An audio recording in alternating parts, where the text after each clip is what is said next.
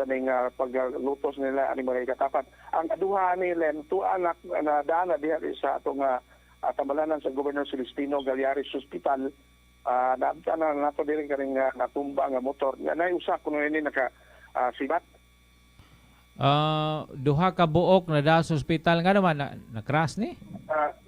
Di nagpinusilay nakipinusilay. Nagpinusilay sa mga pulis at tumpa sa kapulisan. Len, mas mayo siguro itong hinabihan itong provincial director si sige, palihog. Colonel Batuan. Sige. Len, kay karon pa pagmiyabot aring lugar ang libot-libot kung gani sige, palihog. Sir, may gabi sir, live ta karon sa ni Allen Ridura sa Tagbilaran by night sir sa DWF sir. May gabi Colonel Batuan sir, live ta sa Tagbilaran by night sir. May gabi. So, nganong nalandig man to sa tambalanan ning duha ka mga suspek sa pagpanuli sir? Kasi nahitabuan eh. Ganinang buntag, doon na po attempted nga robbery incident nga nahitabo sa sulungod sa Katuna. Mao nga atong i-deploy ang atong mga operatives para mag-conduct og hot pursuit operation. Okay. Possible ka case build up. Unya mao na di ko naman din itong mga possible na mga agianan nila. Sunod-sunod ba yung atong mga insidente katong sa Maribuco, then sa Tagbilaran, Dawis.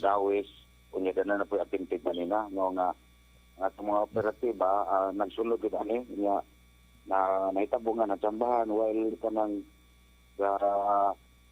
monitor sila sa mga possible exit routes. Natsambahan yun nga ang motor nga nag-fit sa description sa ganina nga allegedly mo gisakyan sa suspect dito sa insidente sa Sikatuna na ilang nasipatan nga maumao og kanang description mo nga ilang gisita pero ning dagamin ning pasutoy o nga ilang gisundan unya pag-abot sa lugar anislag man ditumbang ilang motor niya dito sugwan padulong sa suok nga kasagbot ay natoy dalan nga paingon sa kaning padung sa ubos unya moto nga kanang nagpabuto kay pinusila motong gisundan sa atong tropa gani do na tay tropa nga na igo pod may gani si Corporal Jesus Peña nasa iyang dugan pero nakabase siya. Ngayon nasabat ang antil. So nga sa tulo nasamdan po itong duha ug tuwa karon gidala sa ospital. Okay. Attempted sa Sikatuna sa tupa wa ni kadayon og tulis dai sir? Yes, kadtong report ganina nahitabo ang mga 933 unya ang biktima nakasyagit ba to unya mo to nga naalarma na ang mga suspetsado mo to nga naka-insibat po dayon. Gasolinahan gihapon sir? Gasolinahan gihapon? Dili kanay alone na female victim nga nagulat to siya og kanang kuan nagulat siya og kanang pasahiroan diya siya og waiting shed. Okay. Giduol siya atong mga suspetsado nga matud pa doon na gipangutana nga tao kung nakaila ba. Unya pagtubos sa bahay nga wa siya kaila gilagnot ang iyang cellphone. Moto nga nakasagit pod ang biktima sa iyong sapingan ato. Siya naman diya sa atong report si Marian Grace Lumagod. Mao na nga nagpa-battery siya dito.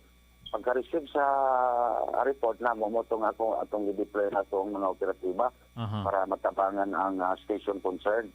So, mo ito nga, niyata sa area nga himutangan karon actually, kaning mga provincial road nga mo ni atong i-identify nga mga possible nga agianan jud nila. Okay. So, tuod man ka na natambahan nga na agi sa ilang mga lugar na bisita ni sa itong operatiba pero yung padagan o sutoy o ito nga nasundan o niresultaan nga itabo karon. Okay. Nakuha ba na itong mga, nailhan na ba ni mga suspect, sir, kaning duha?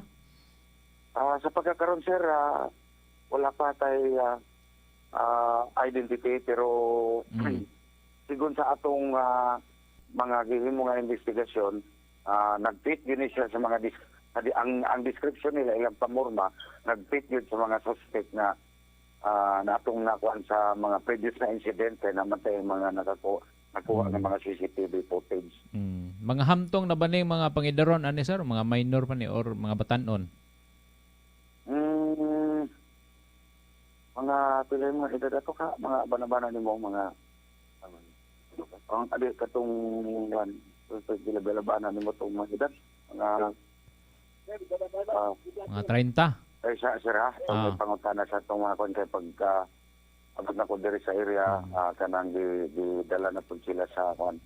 So pero gay sa ato ang katong tanaw ato ang katong mga CCTV footage na to nakuha na sa mga 30 to 30 30 to 30 to 40. 30 to 40. Okay.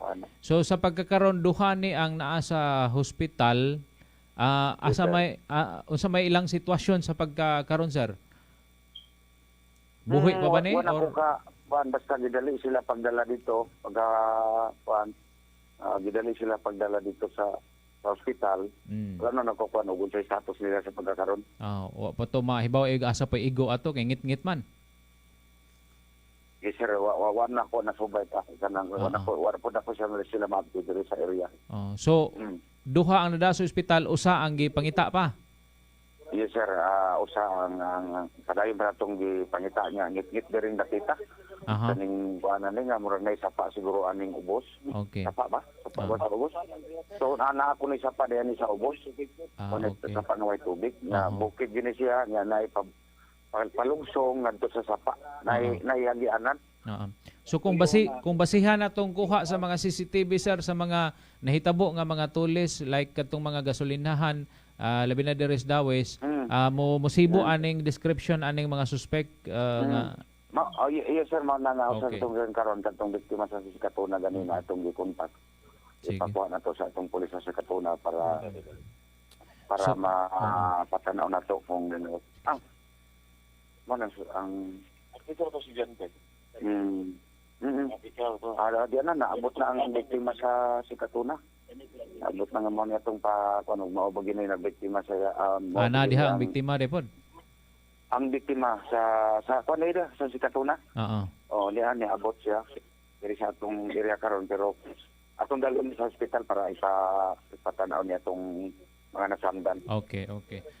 So sige sir, di nataka lang ngayon kay doon na may operasyon diha. Yes, ato na lang ipaabot ang mga pasalamat sa itong mga kapulisan nga abtik pag may respondi aning mga suspitsado sa pagpanulis kay kung di ni sila madakpan daghan pa yung mga biktima in taon na ni sir.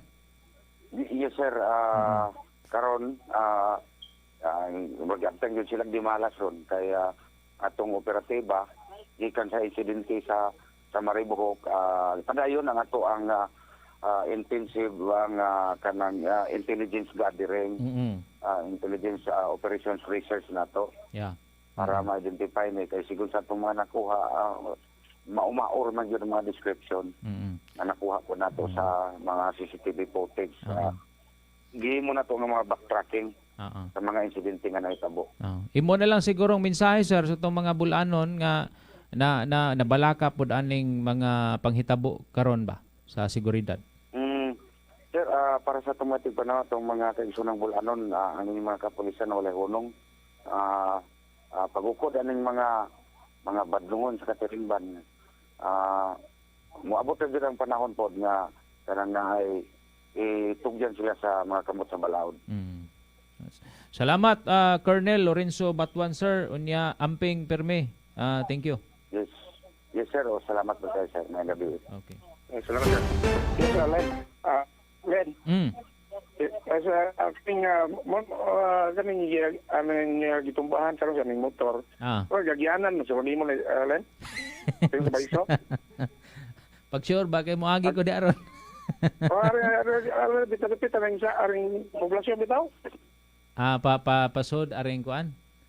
Kawayanan man siya, puro kuno ni sa barangay Anislan, Aurelia. Wa pa mo kaabot atong minteryo.